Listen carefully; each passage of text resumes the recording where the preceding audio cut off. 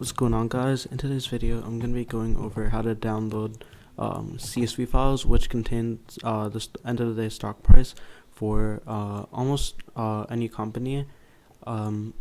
So yeah, let's get into this. So right here we're on Quandl, which provides data sets to hedge fund investors and data analysts, and Quandl is mainly used for financial and economics and stock prices and etc. So let's just get into this, and basically we're gonna go over how to download any company's stock history. So we're gonna search up end of the US stock price. I think that's what it's called. So right here we have end of the day US stock prices. We're gonna click that, and as you can see we have all of these companies right here.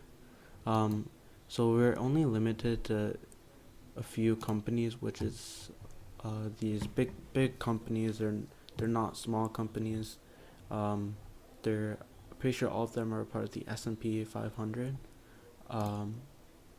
So yeah, it's just you're just limited to these companies if you're using the free version. However, if you do subscribe, you get premium data, which has a daily delivery frequency,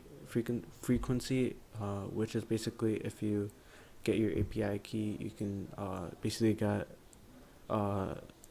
data every day from the stock price, get stock price information every day.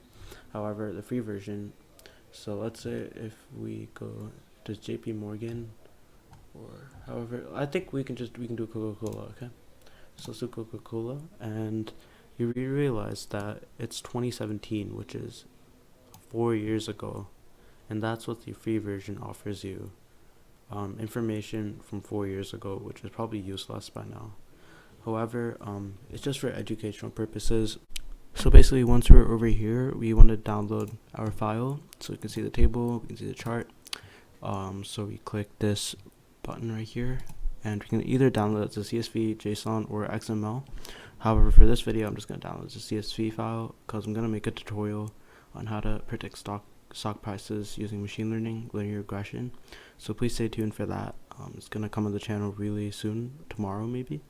So yeah, you click CSV file and it downloads as a CSV file, and you can use that for whatever you're coding or programming or predicting. And yeah, that's it for today's tutorial. Please like and subscribe and comment if you have any questions or comments, and yeah, bye.